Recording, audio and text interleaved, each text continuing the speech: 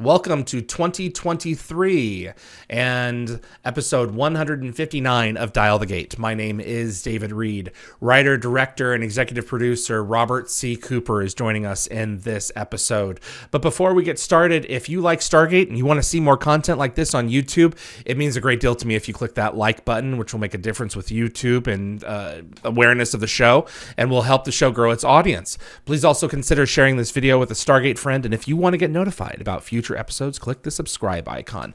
And giving the bell icon a click will notify you the moment a new video drops, and you'll get my notifications of any last-minute guest changes. And clips from this live stream are available now on gateworld.net and will be available soon in the future on the Dial the Gate channel as well. As this is a pre-recorded episode, I've taken questions submitted from fans on a separate YouTube video and added them to the back third of this video. So you're going to find a number of those questions there. Thank you to everyone who submitted. Couldn't get to everybody's, but I really appreciate you guys taking the time. So without further ado, let's bring the gentleman in. Mr. Robert C. Cooper, back again for more torture, sir. How are you? Good. How are you? I am very well. I've been looking forward to talking about this season with you. This is a season of big changes for the show. You had the first cast shakeup. You had the first network shakeup. And things started moving in some different directions for the series. Tell me about season 6 from your memory. The biggest change was, Daniel leaving and bringing Jonas, Corin, Nemec into the mix, and that we've talked about before, how that really energizes the chemistry, I think, and gives us new scenes to write. Just takes the familiarity away and gives you kind of that a little bit of uncomfortable getting to know you drama that I think makes the writing a little more interesting for a little while. Yes. What were you looking for in terms of what was essentially a replacement for the voice of reason, for the archaeologist, for the kind of like the moral center of the team? That's a loaded question, I know. Yeah, all of those things. What were you looking for, Robert? I think it was also the alien perspective, and I think one of the things that we tried to do to help us create story was always look outside our own little house, our own little world. And it comes up a few times in the season where we start to maybe shift perspectives on who knows about the Stargate, what do they think about the Stargate. It just creates conflict, and to a certain extent, you asked about a new network. We started essentially writing our own experiences into the show. We had different perspectives on the show. And so it was kind of like we were, the whole art imitates life thing, where we were just sort of having fun with those new outsider points of view of what was going on in the Stargate program. You also had Damian Kindler join the writing team. Damian who I met. I first met Damian on my first staff job on a show called Sci-Fi Chronicles of the Paranormal. It was the first time I had gotten a writing job, and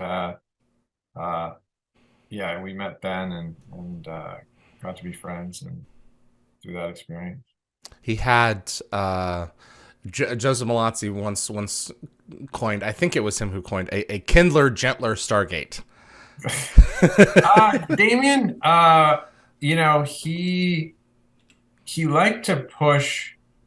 Actually, I feel like Damien liked to push boundaries in terms of both humor and kind of all aspects. Like, he would pitch the more violent thing. He would pitch the more sort of wacky thing. Like, he would always try and kind of push the envelope a little bit. Maybe again, from an outsider's perspective of not knowing where the envelope was, so he could always push the edges of it. So you would say, why aren't you guys doing this? And sometimes we would react and say, oh, no, that's not the show. And at other times you would kind of go, well, wait a minute, why isn't that the show? You know? It's a fair question. And the other thing I was going to say about Jonas, was you could argue, well, Teal'c was the alien outside perspective point of view, but he had already now been with the team and the show for 100 episodes, and we felt like he was one of us now. So even Teal'c's perspective of having an outsider come into the SGC was interesting, to see how far he'd come from being that guy. I would argue some of the best scenes in excuse me, in season 6 were of Teal'c kind of, for want of a better word, educating Jonas on what it is to be on Earth. Okay, stay in your lane. This is what is expected of you. This is what's not. Because he had already had 5 years of experience. Yeah. You said art kind of imitating life in terms of you putting your own experiences into the show. What was it like moving to Sci-Fi Channel from Showtime? Were there any like changes in notes that you had to get used to, like feeling out the rhythm of the people who you were communicating with week to week? What does that change feel like? Does it kind of feel like moving offices? Every executive, they're making a salary, they're doing a job, and they feel like they should do the job. They're not just gonna twiddle their thumbs. So they will put their 2 cents worth in. But for the large, from the biggest sort of perspective, they bought the show because it was a successful show, and the last thing they wanted to do was screw it up. And they knew we knew the show better than anyone, and so they were smart enough not to sort of jump in and say, we have this whole new idea for you. Go do that. It was really a sort of, I think as we went along, they certainly, and I think more so when we were creating Atlantis, which was more their show, right? It was the show they ordered and that they had kind of wanted. So they had a little more influence and point of view about what Atlantis should be. But, not that the creative side of Sci-Fi didn't have a say or a stake in it, but it's complicated in terms of the way in which things happen. Stargate was brought to Sci-Fi by their acquisitions division. So those guys had a perception or an understanding of the value of the show in the marketplace. And then, we obviously just did really well for them right out of the gate. So it wasn't a question of them trying to fix something that was broken. That's fair. Did you have any budget changes for this particular season? Did you have a greater budget? Was the budget cut in some way when you went over to Sci-Fi Channel? You still had 22 episodes for the first 2 years.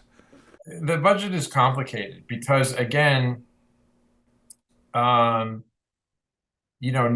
it's a little simpler where you have streamers paying for the whole show, or in the case of network they pay for the whole show. Whereas with Stargate, it was still SyFy was paying for the US acquisition. Okay. That's it. And MGM was then deficit financing international and selling the show internationally. And again, it was doing very well internationally.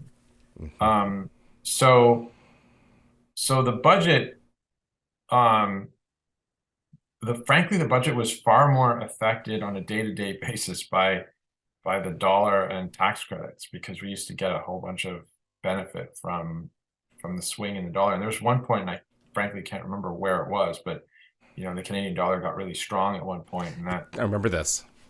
That really hurt the budget of the show. But I can't remember what season that was. I'd say the biggest budgetary challenge we had was season 1 of Atlantis. That was where, everybody wanted to make a new show, but they had different ideas about how to go about it. Like, starting a show is very expensive, and we were, I think we were pretty good at maximizing the resources we had already put in place for SG1, sets and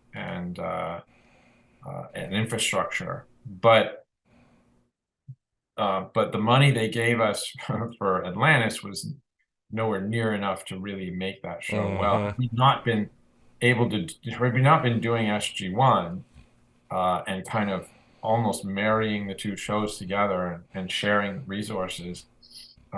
We couldn't have pulled it off. I remember, I don't know if it was Brad or you saying for Atlantis, for some of these shots, I wish we could just put a window here, but we can't. We're out of budgets. Well, it was really, and I mean, or extras. Like, I mean, I wish we could have some extra people walking around in this shot. So yeah, season 1 of Atlantis was really tight. I don't remember season 6 really having too much. I mean, look, we had a sort of pattern that we followed, which was we would spend quite a bit at the very beginning of the season because we wanted people to get excited about the show coming back and feel like it was it was going to be a really big deal. And then we had a few smaller shows, but we always sort of built up again by mid-season. And usually by the time we got to about 10, 11, 12, we were over budget. And some of that was the battle between us, the sort of creative heads of the show, and our line producers who kind of always made it look like we were more over budget so that we would be more spendthrift and economical. And then somehow that money would then fall out and be like, wait a minute, we're not nearly as over budget as we thought. And, it would be like the sky was falling. It was constantly mid-season, the sky is falling. You have to do some cheaper shows. And then we'd be like, but we need the last episodes to be huge because we want people to and come back. Yeah. And then somehow miraculously, when all is said and done, we would be slightly under budget. So, phew! Thank God for Ronnie Cox calling Ronnie Cox. We have another clip show, Ronnie. Yeah. Well, and I mean, look, we definitely tried to avoid those. Nobody loved it, but I also think, some of my favorite, stories came out of clip shows. Like I wish they didn't have to be clip shows. Like we could have done those stories without the clips. But I still love some of those clip episodes. Well, as long as they're advancing the story, and you guys effectively did that. There's a major arc involved in each one of those episodes. Season 1, the SGC is effectively shut down. Season 6, we're sharing this thing internationally. Season 7, we're setting up the chessboard for Full Circle. And Ronnie Cox participated in each of those. Citizen Joe, which is like my favorite. Citizen Joe is another great one. That's fantastic. That doesn't even feel like a clip show at all. It feels like a fan Valentine. At least that's what I felt about that episode.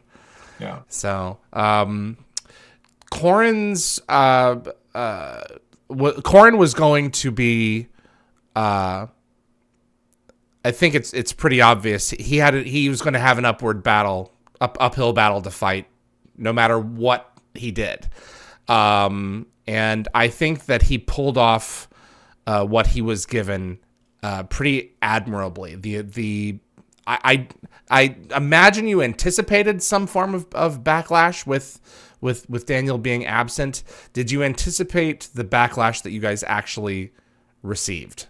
Not to, I'm not saying that we were happy about it in terms of from the fan perspective. Obviously, they were upset about Daniel being gone, but we were kind of happy they were sad he was gone. If nobody had cared, that would have been a problem. So the more angry they were, in a way, the more we felt like, hey, we had created something that people loved, and now they're upset about it, and we understand that, and it's not a bad thing. I mean, and it's not like, we willfully chose to kill off Daniel. It was, Michael Shanks decided to leave the show for a little while. And so, yeah, I mean, look, we knew fans would be upset, and on some level, it was kind of gratifying that they were upset. And something's working. Yeah. Or at least something had worked. Moving forward, maybe another story. Yeah. So. And I think, by the way, that Corin did a brilliant job of, other actors might have come in and been like, I have to steal the scenes and own this place and be, larger than life in order to fill the shoes of Daniel Jackson. And I think what he did well was say, I'm going to tread lightly and try and be as likable as I can be, but let the audience come to me instead of me trying to force myself on them. Mm-hmm. And I know for a fact several Jonas fans out there who had preference to him over Daniel. So it's interesting, kind of the back and forth. You get people on both sides at the end of the day. So the SaveDanielJackson.com is archived up, but Stargate SG1 Solutions, that still exists. So it's, as a domain at least, it's interesting how these things continue to perpetuate forward. Right. So, Redemption 1 and 2. You wrote this one. This is the introduction to season 6. We've introduced Anubis in our season 5 finale.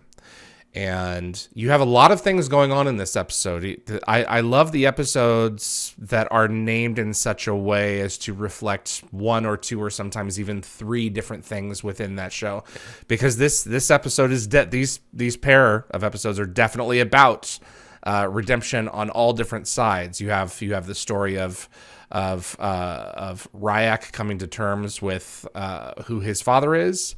You have Jonas getting used to his place in the world of Stargate Command. And in some respects for McKay as well, frankly, getting back in the good graces of Stargate Command with helping out the problem. We are under a direct attack from Anubis in this one. Tell us what you remember about Redemption. I mean, as a young film goer, before I even ever thought about being able to be in this business, or really it was more of a dream, I was heavily influenced by certain films, and I think it's sort of trendy when you talk about the original 3 Star Wars movies to say Empire, is your favorite or is the best one, and certainly the Ewoks are very polarizing in terms of presence in Return of the Jedi, and we've certainly taken our shots at it a few times in Stargate with the Furlings, but I mean, as a young, sort of impressionable mind, Return of the Jedi was very informative and formative for me in terms of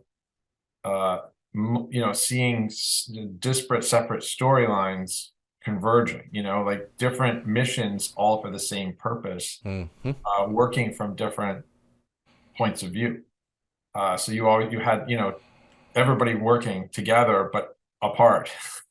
And the way in which that all create, like being able to cut from one of those to the other to see the progress created so much dramatic tension, as opposed to having one storyline or even two.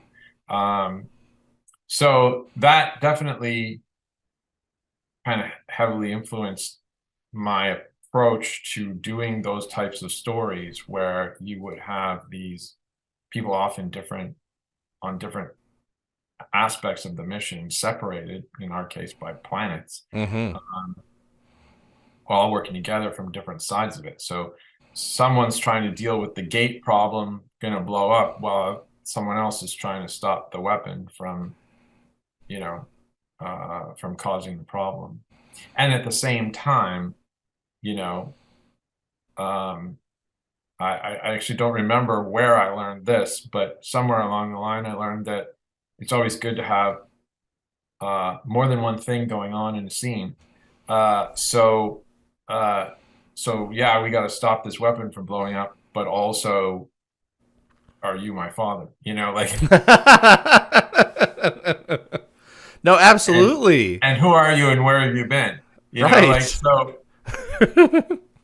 So that you kind of you have to tick those boxes when you're coming up with a story, and yeah, and then look, again, we often would bring an actor in for what seemed to be a guest starring role, and they pop so much and are so amazing. We are just kind of compelled to want to bring them back. And we talked about this in a previous conversation about Mayborn and his evolution throughout the series. But McKay obviously was probably, I would say, the pinnacle example. Oh man, of that. Absolutely, he's absolutely up there. If you can think of someone that you'd want to return. I remember the announcement for Atlantis and being like, wow, on one hand, and on the other hand, is this going to work? And we'll obviously get into that discussion when we come to Atlantis. But yeah, he just flew off the page. I don't know if we ever talked about this, or if anyone else ever mentioned it, but he wasn't originally the guy. Yeah, Benjamin Ingram. We had gone through a long casting process, and as I've said before, that casting a show, particularly like this, where there's 4 or 5 leads, it's about finding the right chemistry.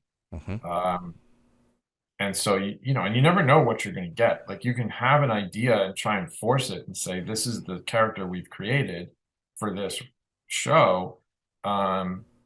But sometimes you just don't find the actor that suits that role.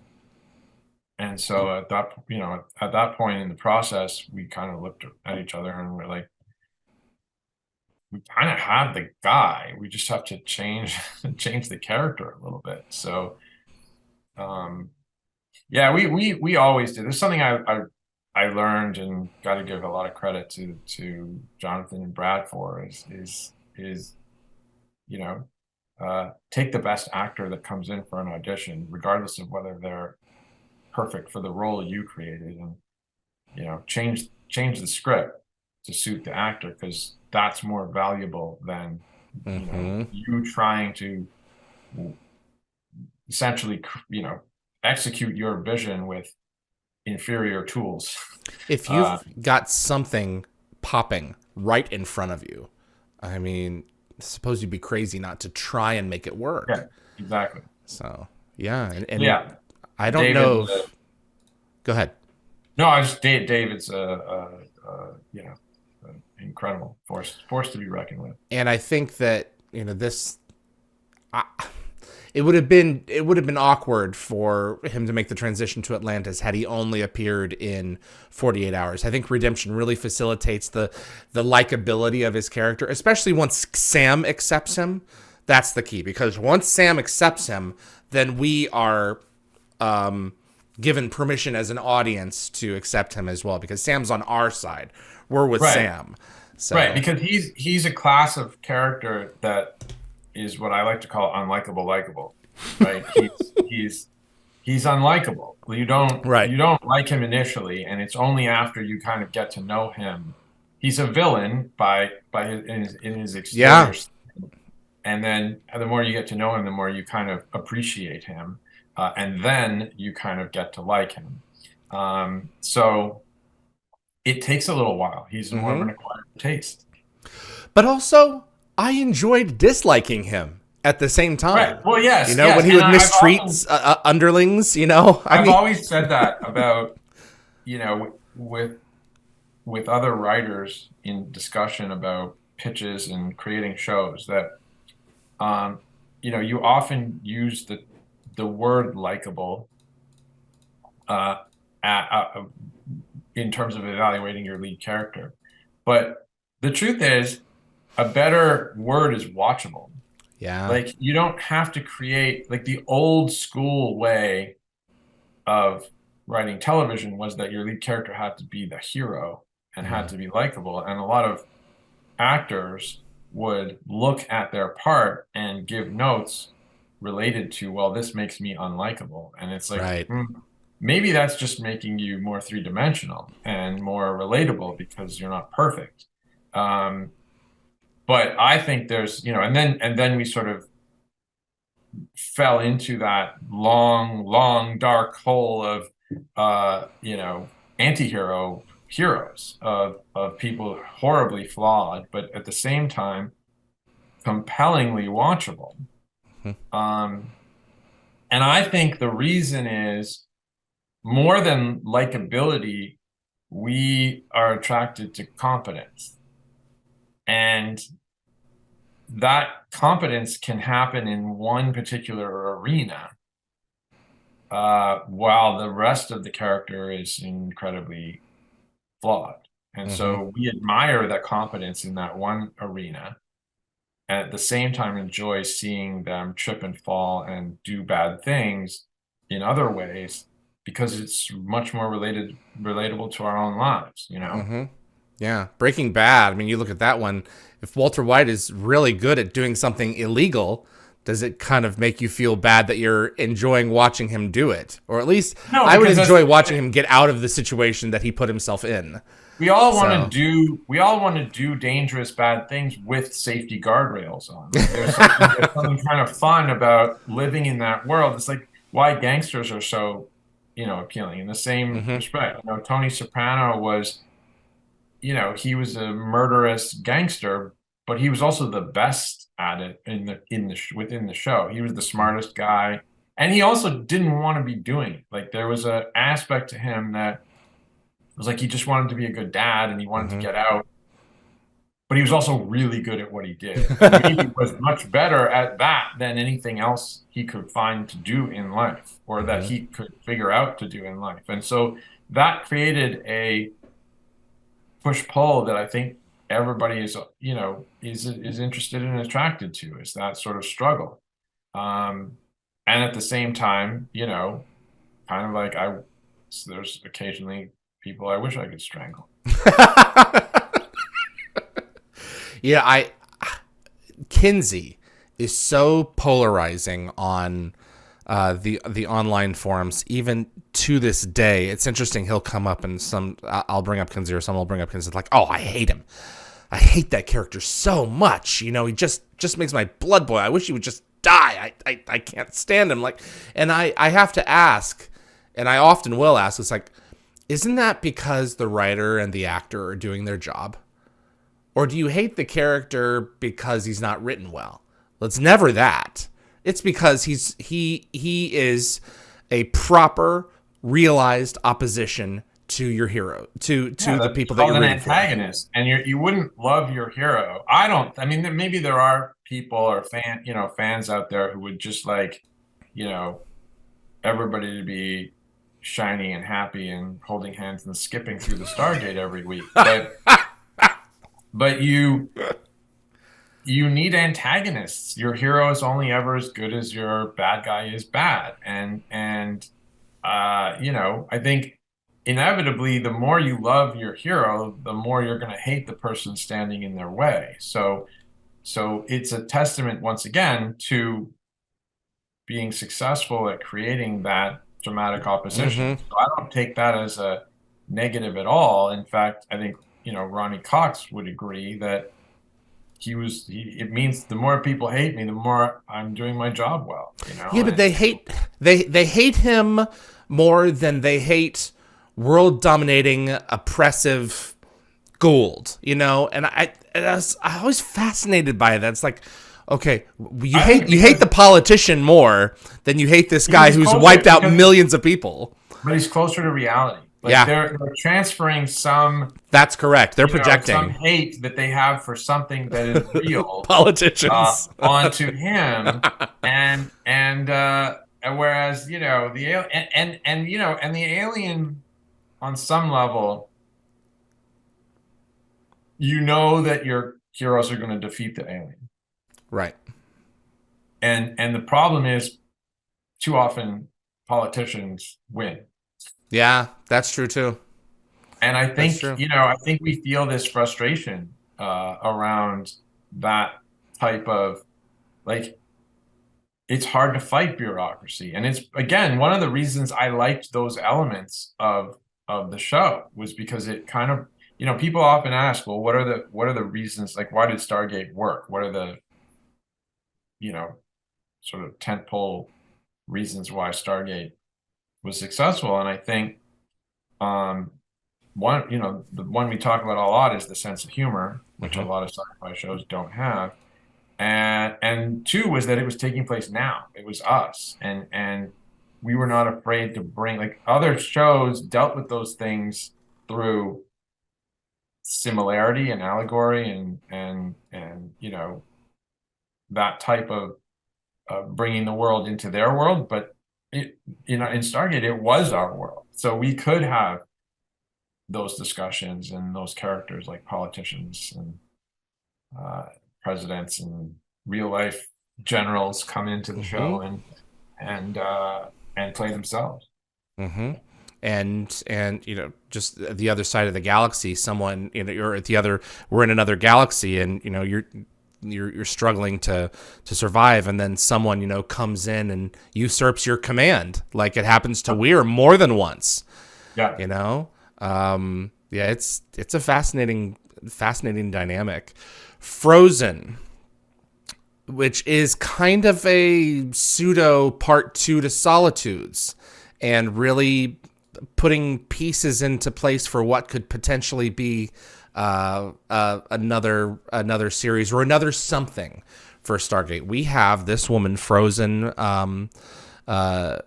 beneath the ice of Antarctica, in the form of Anna Grauer as Ayana.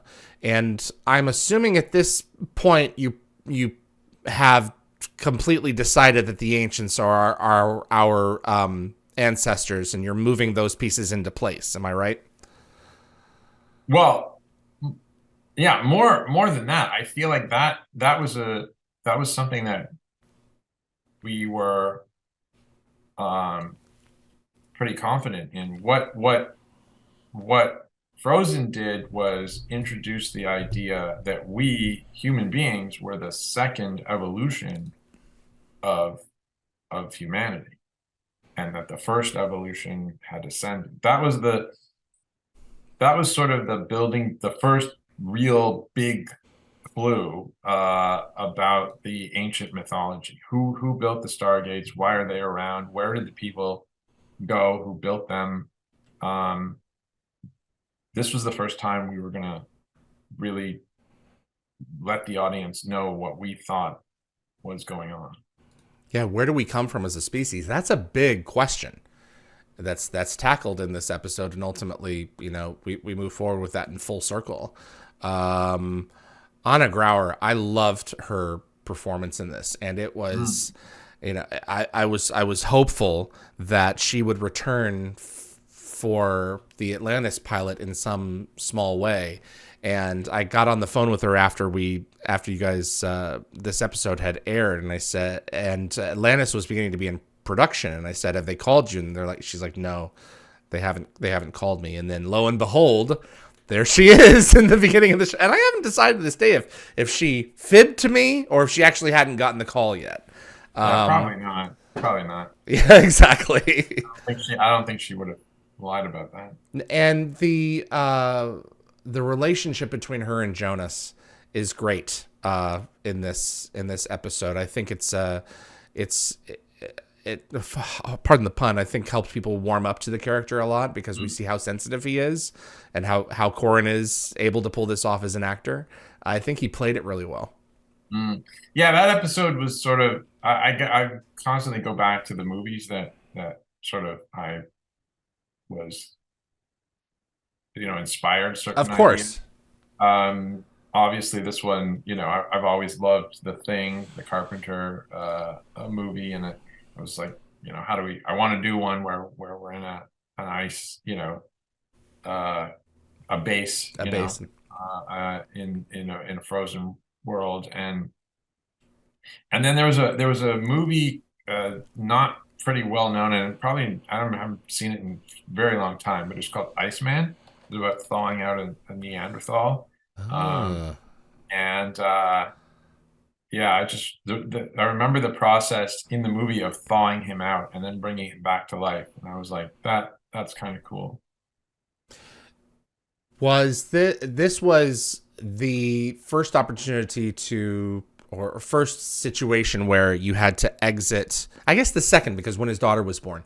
So the second situation where you had to exit RDA from the series for an episode because he was allotted for a certain number of episodes in season 6. Tell us about moving forward with not having your lead on for every episode, because with this next episode you had Nightwalker's absent Jack, and you had to write in a reason into the script. Yeah, I don't know. I mean, it was just, you do what you have to do. I mean, we didn't, it wasn't, we didn't think it was that a big deal. I'm sure the RDA fans were like, where's Jack and why are you writing him out? But it happens all the time in television. I mean, particularly in long running shows. What did you, and so hopefully at the point we were at, everybody was,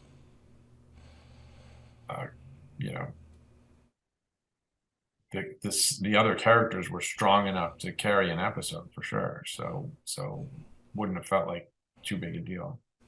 That's perfectly fair, and I think the result is one of Jack's better episodes, Abyss. What did you think of Abyss? Brad writes, man. Well, Brad, Brad's kind of a playwright at heart, and he used to love writing two-handers and things that are more about the characters than about the whiz bang. But at the same time, he can't help himself and is like, I'm gonna make this. The thing about a play is it's hard to do a play in a 3D rotating set. So I mean, he would often sort of take his playwright notions and sort of add some sci-fi element to them that allowed him to play with it. And it's funny because that episode was, again, supposed to be kind of a time, a money saver to a certain extent. So we had two characters who were not in the other story, so we could shoot a lot of stuff second unit, thus saving a bunch of money. And yet he would then add this really expensive element, like the gravity prison, a gimbal set. Jeez. But look, that I think if it had just been Daniel and Jack talking to each other in a room, it wouldn't have been an episode of Stargate. I agree. Yeah. Unnatural Selection, you co-wrote with Brad. This is a continuation. Yeah, I mean, look, that's really much more Brad's episode. I mean, I think we often would, the way the writer's room works is somebody would come in with an idea or a notion or have something that they brought to the table. And really, I mean, even in the episodes that I wrote, a ton of credit goes to the room for having constructed that story. We break the stories together. So, and then someone got to go off, but then you get notes and on your pass, you definitely take it down the road as the producer of that episode going forward. But the writing is really a group effort to some extent, and the credits don't often, in many cases, reflect whose idea was what within the grand scope of the series.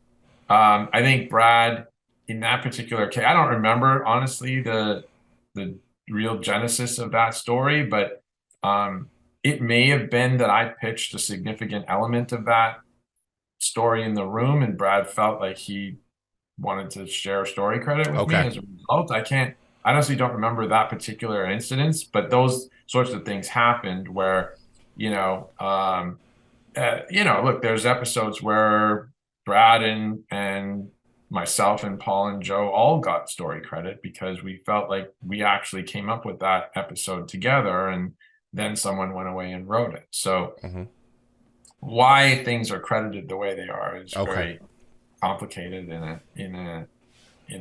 in some respects, but also not really. It's pretty simple too.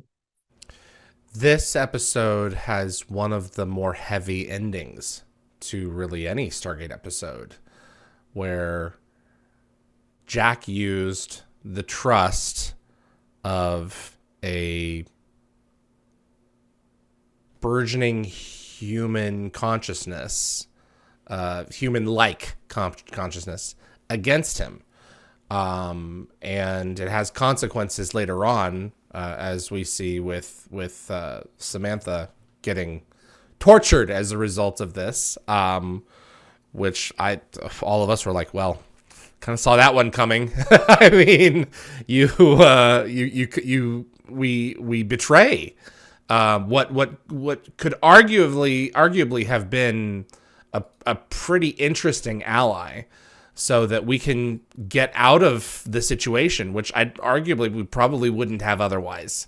Because I don't know if you or your audience is following the sort of extent of the progression of AI right now, but I'm always super nice to the AI chatbots. I mean, I'm very respectful and polite for those reasons. I don't want to get on their bad side, huh? No, I'm afraid for the future a little bit, but no. Listen, I just treat your AI well. I got to share this with you. This is timely because I just started using ChatGPT 2 days ago, and I was talking with one of my wormhole extremist pals on the other channel, and I said we were talking about Kurzweil's singularity. And I said, by 2050, there will be as many lawyers fighting for the rights of synthetics as there will be for organics. I said, that's a quote that I read from about 14 years ago. And She said, Evie said, if I dwell on this too long, I'd probably have an existential crisis, but it's fascinating and scary. And I said, it's okay. I posed the notion to ChatGPT and it told me I shouldn't worry. So that makes it all better. And she said, phew, that's a load off. Yeah. Yeah. It's just crazy. Yeah. Have you played with this thing? Oh yeah. It's a wonder. I asked it what the top 25 science fiction shows of all time were. Have you tried that one yet? No. What did it say? SG-1 was number 11 or 12, I think. All right. Yeah. Did either of the other Stargates make it? No. Isn't that interesting? And they say it says that it's unbiased. It can't create a top 25 list. Well, no, what it said was it had drawn this from certain opinions, and that those opinions are somewhat limited because of its access to information, blah blah blah. But it didn't cut and paste from a top 25 list somewhere. It seemed to have sort of amalgamated.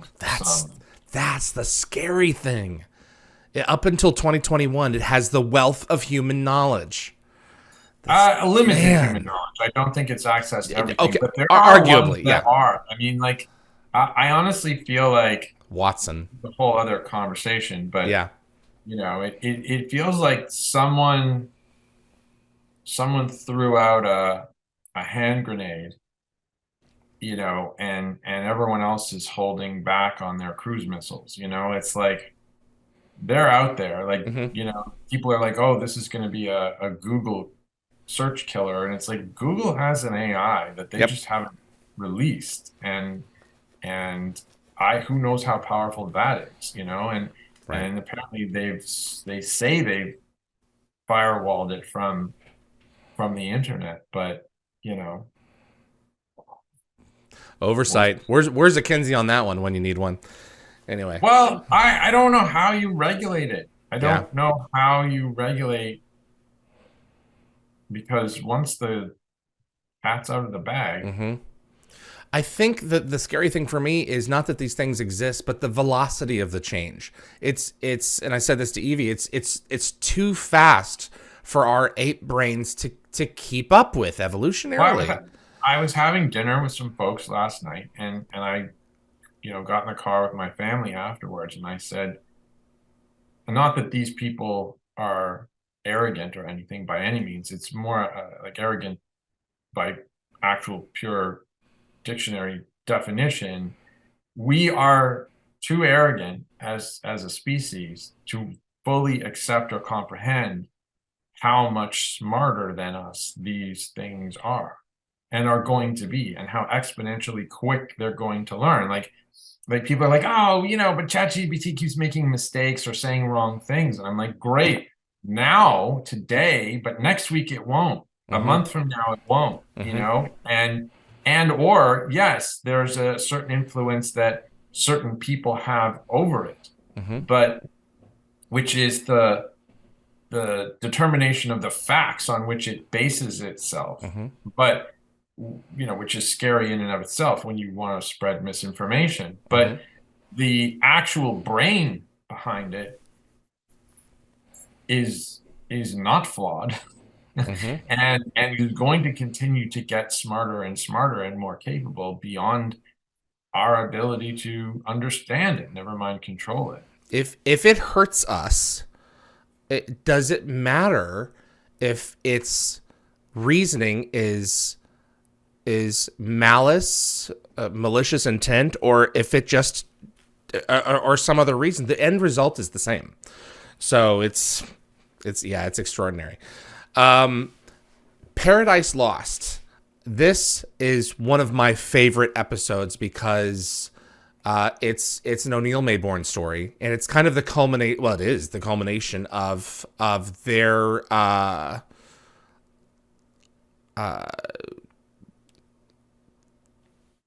contest with each other, and it pushes their friendship, if you will, to the edge. This is a great story. Did you start off wanting to do a Maybourne O'Neill story? Do you recall the nugget of the genesis of this? Jonathan and Brad were the ones who kind of forged a relationship with Richard Dean Anderson at the very beginning. They Mm-hmm. created the show, SG1. They, there's a sort of, whenever you have a star and some creators get together, there's a sort of agreement of trust that is made off the top, and there's always issues and back and forth on that. But nevertheless, he made that commitment to them, and then I sort of come in and Jonathan leaves, and I'm kind of the new guy. And it took a while for me to develop this relationship with Rick to the point where he kind of trusted me. And it's like, when you say trust, what does that mean? It's that you kind of have a lens with which you might read something and say, oh, I this is good or bad. Actors often, they're like, I don't know, but if I believe in the writer, he's the one who's kind of protecting me and knows the audience and how they're going to respond to this particular piece. So, and I think I mentioned that, Fifth Race was like the first time that Right. I really engaged in trying to write a O'Neill heavy based episode, and that really kind of helped my relationship with Rick solidify. And so I wanted to write an O'Neill heavy episode, and I felt at that point that I had a better handle on the sort of things that Rick liked to do. So I kind of went into Paradise Lost with that that mindset. And then I thought, well, who's the guy who's been the biggest thorn in O'Neill's side? And also I knew that Rick liked Tom, that there if Rick hadn't, well, we wouldn't, frankly, if Rick hadn't liked Tom, we wouldn't have him back as often as we did. Yeah. But I knew that there was that sort of, there was an edge between them as characters, but that they did actually really like playing off each other. So that kind of made sense. Was the dark, gritty Apocalypse Now kind of texture to it on purpose? Yeah, of course. I mean, like, I don't think we used Apocalypse Now as a reference necessarily. There's more, what happens to you when you're stranded and, for a long period of time, like how does survival, I never quite got around to the conversation about who was going to eat who, but right. Eventually it goes that way. right? Gosh. But yeah, being stranded with somebody kind of takes you down to your very raw, bare core, and you get a chance to kind of see characters say and do things that they wouldn't normally do. Absolutely. Yeah.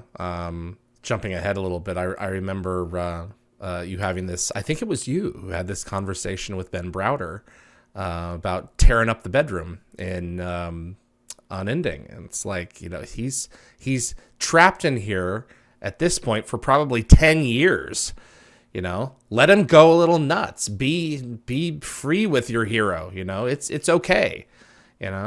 Yeah, well, Ben is a guy who came from the world of that classic hero, in which he was always very concerned because it was his bread and butter to be likable. Yeah, and controlled.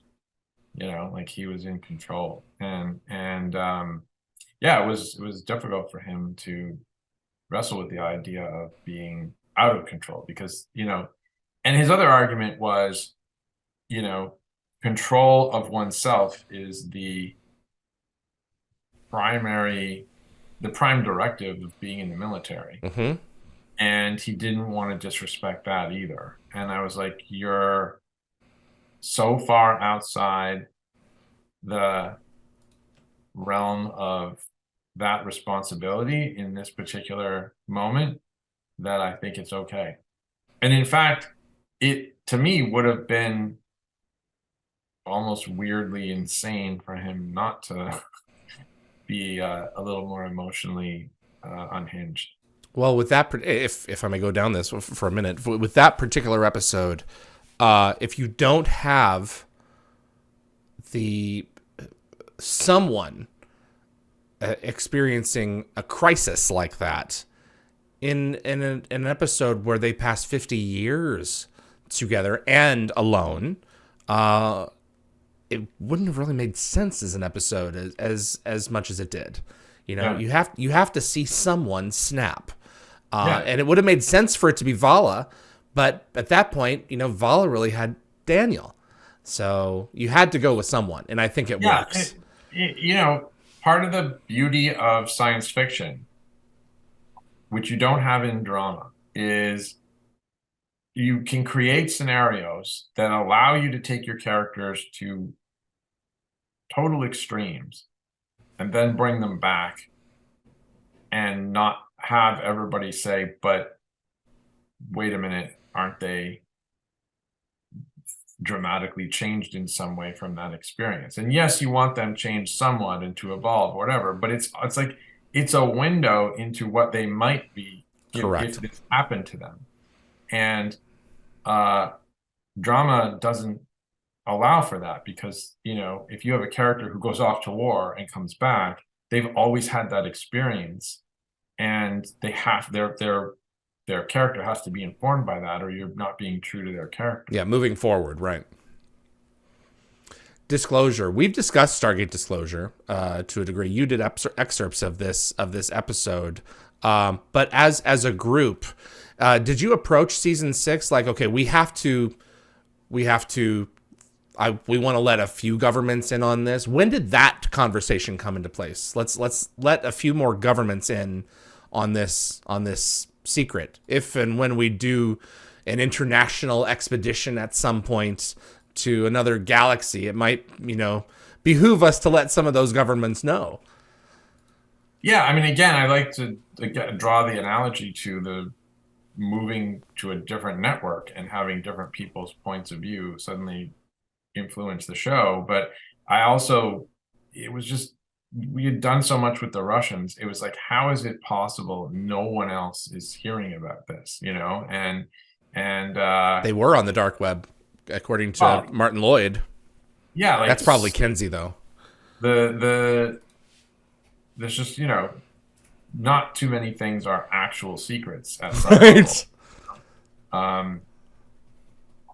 So yeah, I just thought, you know, we kind of figured we had to go there eventually, and maybe it was even past the point where it was even realistic. But That's a fair point. Full circle. I love this episode, Rob. This is a real love letter to fans of the show who have been watching it all along.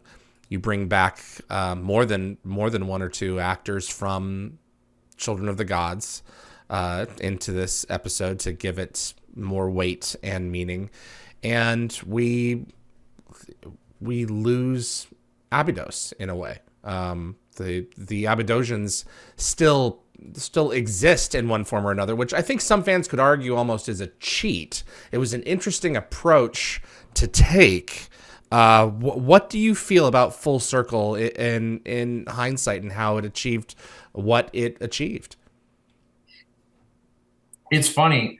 I was reading about that episode a little bit before our conversation, and I think I had maybe forgotten that that was what happened at the end of that episode. Yeah. And I was like, huh, I don't know if I would have done that today. Like, I don't know if that's the ending I would have chosen, because it also seemed slightly inconsistent with the ancients' mottos, you know, like their way of going about things. But it So was Oma. It was Oma who did it.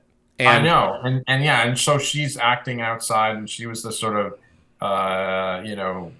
independent agent, mhm. and she suffers the consequences. But in a way, even her choice was interesting, and it's one of those beats where I went back and thought about it, and I was like, I don't know if I would have done that the same way. What it does do is lend to her conversation with Daniel in threads. I keep making the same mistake again and again, and that's why they punish me by allowing Anubis to run free. So we see that it's not just Daniel, and it's not just the monk at Keb. Yeah. She's monkeying around with rescuing people whom she feels are undeserving of the fates that they receive. And I think that that's a fascinating take on why, on the other hand, the ancients see Anubis as kind of balancing the scales because of what she's perpetually doing. Yeah. Yeah, and that the ancients are looking down at us and going, everything we're going through, all the good and the bad, is all part of us growing up. So don't interfere with that. Don't help out and solve problems that are there for the sake of your own of our education, essentially, our evolution. And in order to evolve and ascend, you have to go through this. You have to have these good and bad moments and challenges. If no one ever challenged you the way Anubis is challenging humanity, then humanity doesn't grow. And look at Anubis, someone, a being who did not deserve the place that he has found himself in, and is now stuck because they couldn't push him back. That in itself is kind of terrifying. So don't ever tell the Jaffa that Anubis can't be killed. Otherwise, we'd have a real problem. Daniel coming back, obviously, yes, big deal. It was a big deal behind the scenes as well. Probably one of the more difficult situations that I found myself in as a producer, slash how so? showrunner. Well, I mean, look, we had made a commitment to Corin, and Yes. Michael had made his choice, but then sort of expressed some interest, or I had gone back to him, and we had some conversations, and the deal negotiating. I mean, honestly, the worst part of my job ever has always been, deal negotiations, because it kind of takes all this, what on the surface, everybody talks about being this group artistic endeavor and a family situation, and then you start putting dollar figures attached to it, and here's what you're worth, and that becomes a very cold and unfortunate part of the process. Now, to be clear, this happens with the agents. Is that correct? Agents, lawyers, studio. Like, Oh, I mean, gosh. look, at some point, I have been in many situations where I would love to pay it's not my money. Yeah. I'd love to pay them whatever they want, but I got to go back to the studio, and I'm seeing the creative value of the situation, and studios saying, this is the most we're willing to pay, and then you get feelings wrapped up in it, right? Like, people You know these people. take it personally. Well, they take it personally. They're like, well, they don't like me or want me enough because they're not willing to pay me enough, Right. and then it becomes personal, and it's not really ever that personal. Right. You only have so much money. Yeah. So anyway, that was a tough one, and obviously we were glad to have Michael back, but We had him back in the various forms throughout the season, as Thor and as Ascended Daniel, it was a nice, looking back on season 6. It was nice intermittent blips, and in the Changeling as well. This episode is extraordinary with Teal'c. He functions very much as guardian angel throughout the season, and ultimately with the people of Abydos as well. And I think that Michael's continued contribution really helped button up that year, because Daniel was never really gone. He was there with the people that he loved. He was there with Ryak, when him and Braytek were stuck. It's a very unique year, because it was transitory for the characters. It was transitory for the show as a whole. I think it's one of the more unique seasons of that series. I also really liked, I kind of loved the idea that Daniel thought he had the power, but that it wasn't him. It's like, I've got the magic, I've got the power, I'm going to stop you. But man, he's... Well, it's one of the better lines in Full Circle. If Daniel thinks he's going to have to do something with Anubis, and Jack goes, "You're going to kick his ass?" And Daniel says, "If I have to." But he's tapping into an external power that the ancients have control of the tap, and they yank him away. And part of me is like, what would Daniel's wrath have really looked like if the ancients had let him tear into Anubis?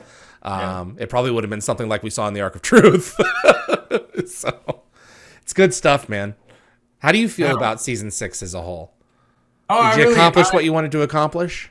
5 and 6 was really where SG1 hit its full stride, and the show was really working. And I think we knew what the show was, and we're able to kind of build on it. Absolutely.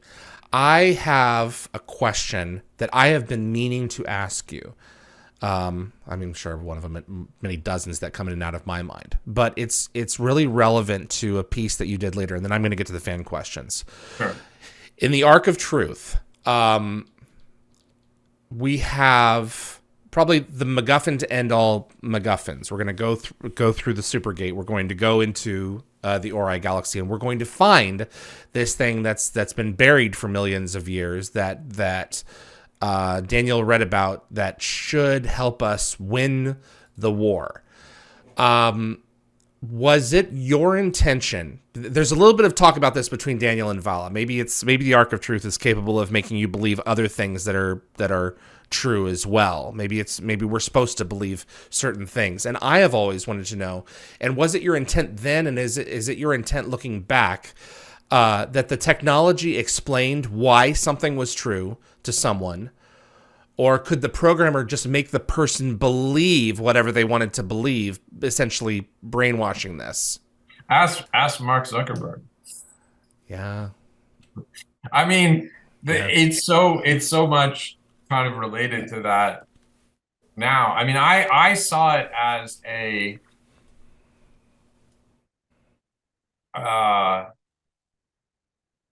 was not a repository of true facts. It was a device that gave you the ability to see the truth. So if you had a multiple choice test and there were 5 answers, and 4 of them were lies and 1 of them was the truth, you would know which one was the truth. And I know that sounds like magic, but that's essentially what it was a way of convincing you that what you were believing in was a lie. So in other words, if there was some magic button you could push on social media and have everybody, I mean, they wouldn't want to, the problem is people don't want to believe the truth sometimes, right? No, they want what they believe to be true. They want what they believe to be true. Yeah. And whatever has gone on in their lives, they are so, I mean, again, I'm not taking sides on any facts. I'm just saying that in many cases, what you have are people who are brainwashed. Mm-hmm.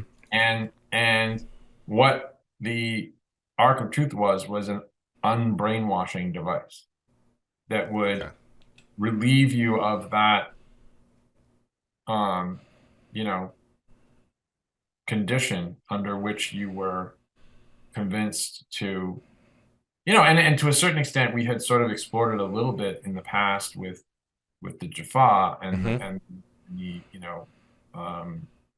gold brainwashing, where we had to somehow break that, and it was a much more arduous process. Particularly in the case of Teal'c, where we had to, break the brainwashing the second time around. But the Ark of Truth was essentially a device that would reset you to the ability to see the truth. Okay. So it parted clouds by removing your own stigmas and foibles from it. Yeah, whatever it is in the brain that's sort of, caused you to believe the wrong thing. Now, again, how do you determine what is right and what is wrong? What is the fact database on which it's, on working? It's built? Yeah. Right, but I think to some extent what it's doing, and again, this is total magic, so I don't know how right. it works. Don't get me into the mechanisms of it, but rather than telling you what the truth is, it's allowing you to see it better, right? It's so maybe on some level you see two facts and you know one to be true to some extent, but you choose to believe the other one because it helps you more. And so you become ingrained, like it's making you rich, or it's getting you something that you want to believe in this fact, to say you believe in this fact. And then the more you say it, the more you start to believe it. But deep down, you kind of know this other thing to be true. If somehow it was to your great advantage to say the sky is purple, and you walked around saying the sky is purple, deep down, you're looking up and going, I know that sky is blue. You're just choosing to say the sky is purple for all these other reasons. And I guess in some magical world, the Ark of Truth would be like, no, come on, the sky is blue. The Emperor has no clothes. Right. And I think it's also telling that when you open it up, it emits nothing but light. Where you're shining a light on. You're shining a light. It's a bit of a, yeah, I mean, it's kind of a visual cliche, but yeah, you're shining a light on something where, darkness is the the friend of untruths. Yeah, absolutely.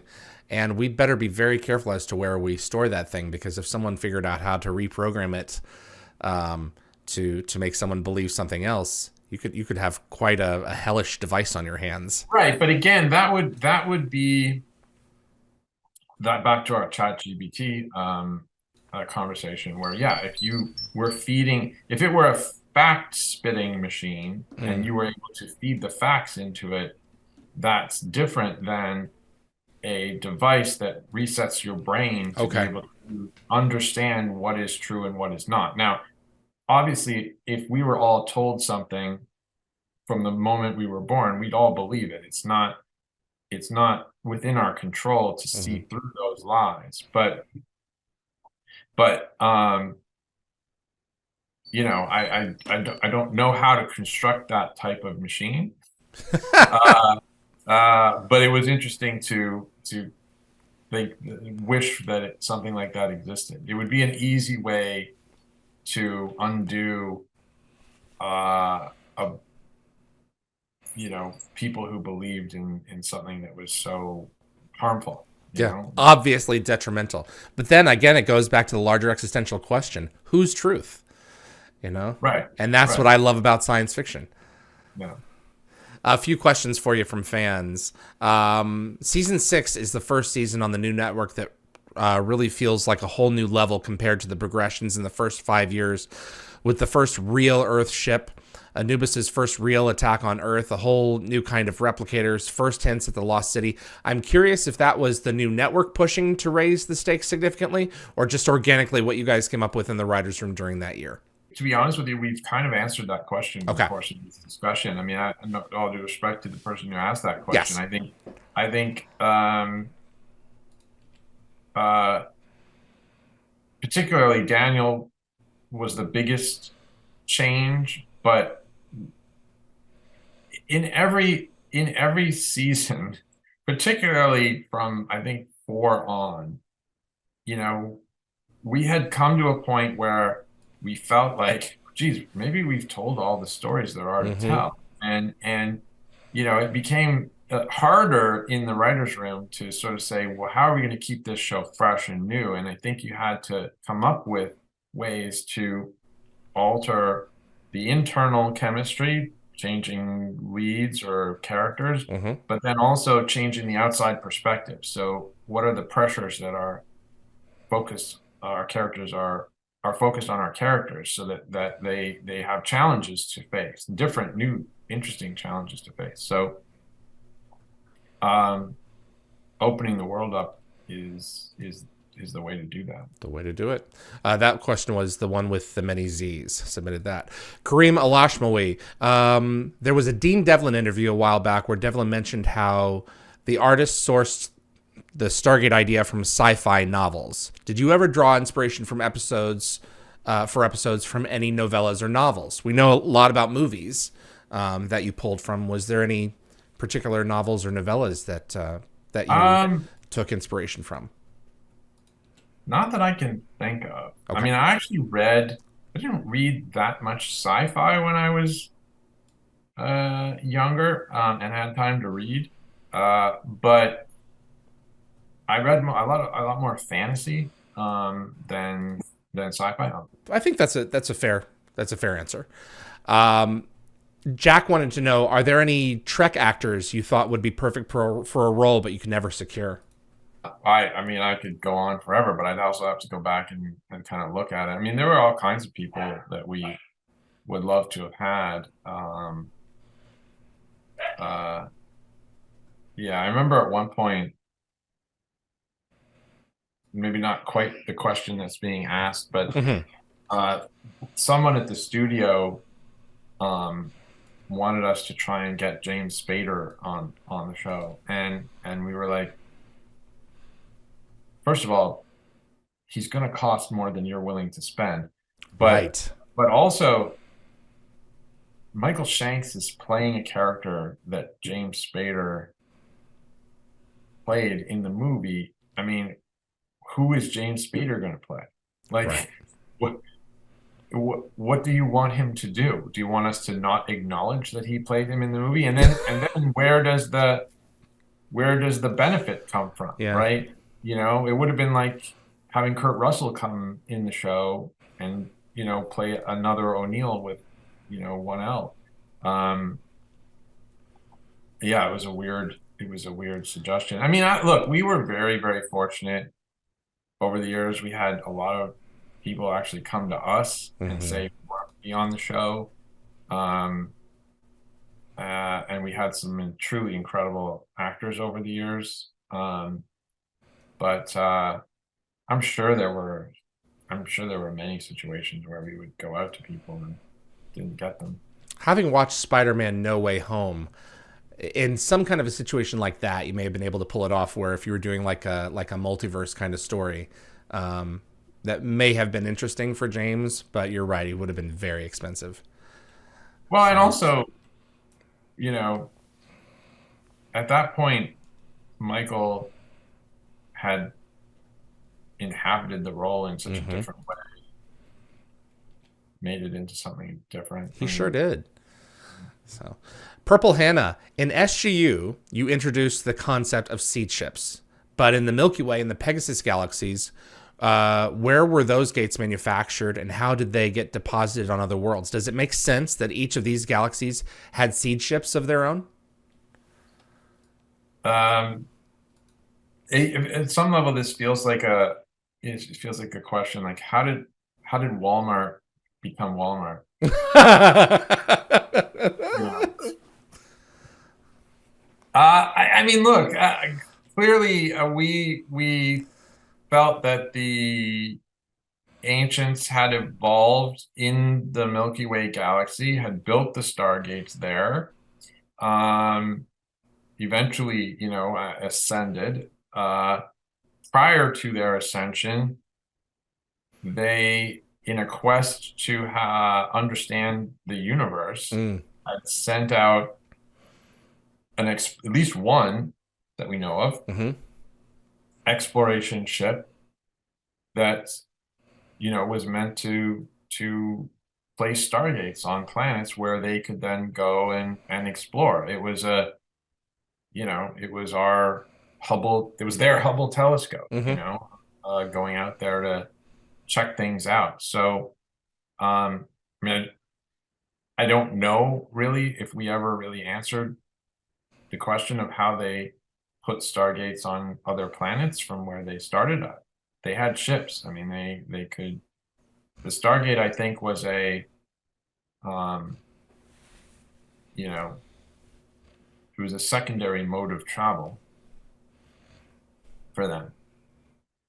But probably an easier one once they were established in different regions of Sure, space. So for sure. sure. I mean, who knows? Maybe it was, more ecological. That's a fair point. Big Preston, three more for you. Big Preston, with the Cheyenne Mountain Complex now a Space Force base, do you think the Stargate program and future shows should be under the control of the Space Force or still with the Air Force? Wow. Well, Space Force is definitely funnier than the Air Force. Um, I I don't know. I mean, uh, I guess it would be Space Force.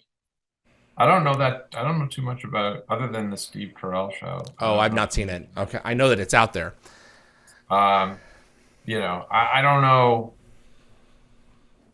I feel like Space Force is still the butt of jokes, and one day, maybe sooner than later, people will start taking it seriously when we have an actual fleet of intergalactic ships. But We in the don't, Rob? shh, Zuby Force, was there anything from the Stargate movie you wanted to find a way to integrate in this series, but never really made it work? not really. We pretty much stole anything and everything we could. I really Uh, wish we had brought back more of the talent from the movie, particularly on like the bass side of things. Barbara Shore, Gary Michaels, whoever Richard Kind had played. I figured at some point sooner or later, oh, we because had Richard Kind on the show. I he sure mean, did. yeah. Yeah, I mean, we used him, not in the same role, but yeah, and French Stewart, yep, but his yeah. part had already been adapted.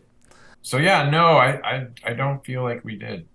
And finally, D. John, was there ever a plan to bring back Rainbow Sun Francks after season 2, or is your belief he blew up on the ship?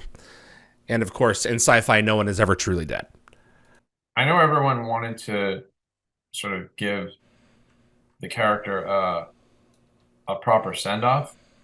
Um, and I mean, the my attitude was always uh, to make every effort when you actually kill the character to keep them dead. I know no one's ever dead in sci-fi, and bringing characters back is dramatic, um, and fans respond well to it. But it also, in my mind, always undermined the jeopardy in the Mm-hmm. show. Um, so despite the fact that Daniel died 87 times or whatever it was. So yeah, I mean, look, I always sort of objected to the idea of making a big deal about killing a character and then bringing them back. And we've obviously just had a long conversation about doing Yeah. it with Daniel, but the Daniel was not actually killed in Meridian. He was Correct. sent away in a way that left the door clearly open to have him continue to participate in the franchise, whether he was a regular or not. There was no body to bury, even.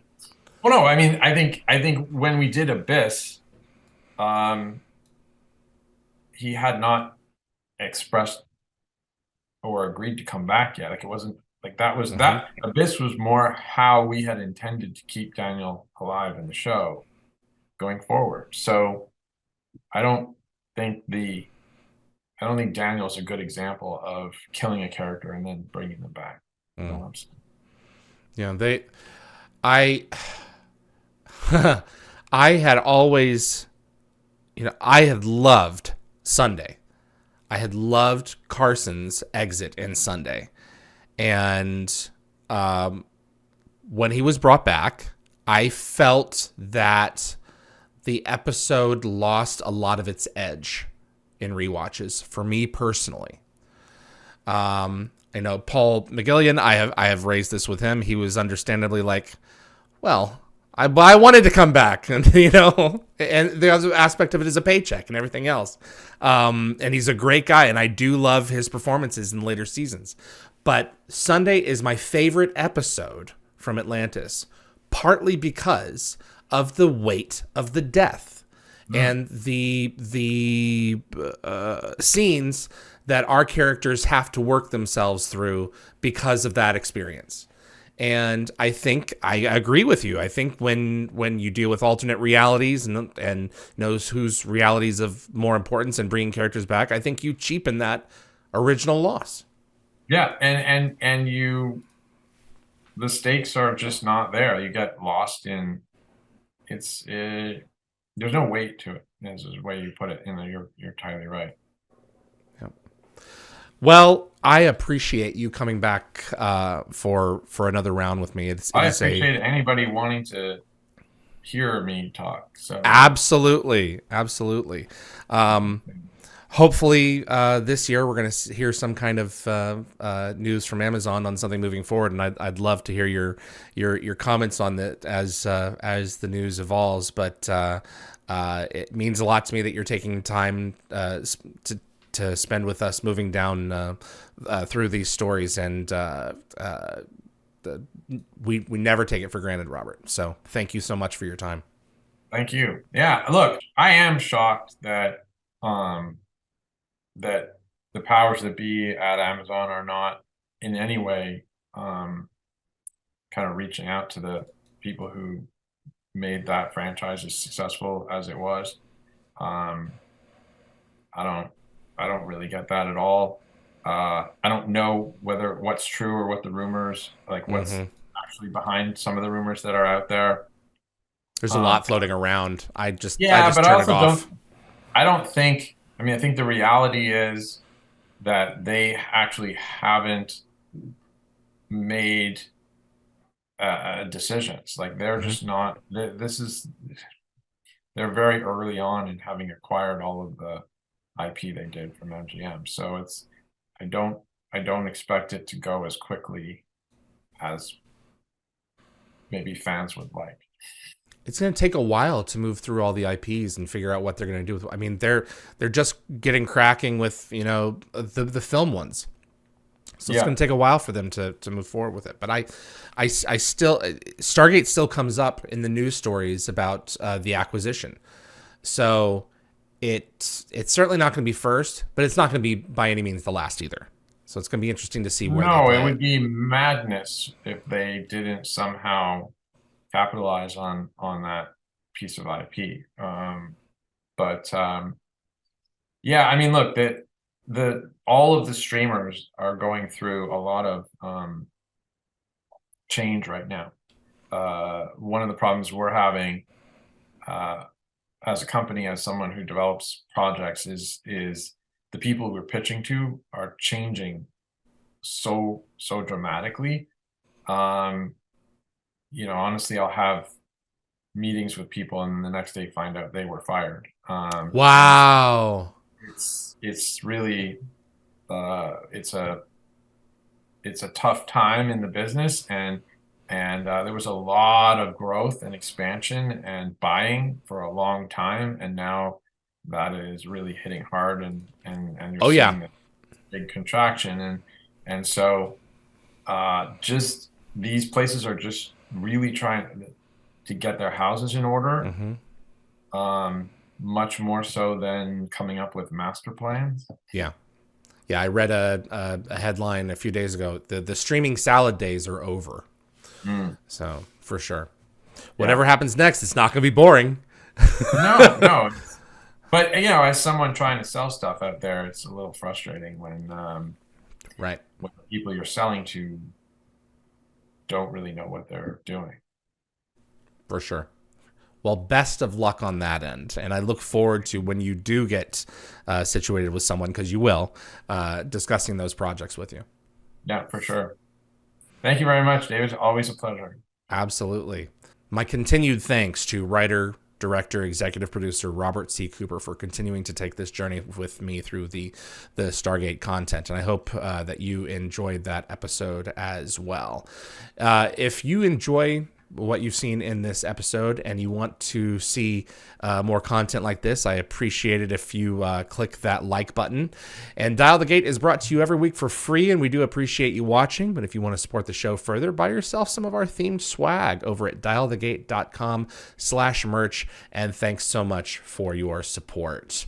My production team is headed by producer Linda Gategaber Fury. Thank you, Linda, for all your help, as well as our moderators, Summer, Tracy, Keith, Jeremy Rees, and Anthony.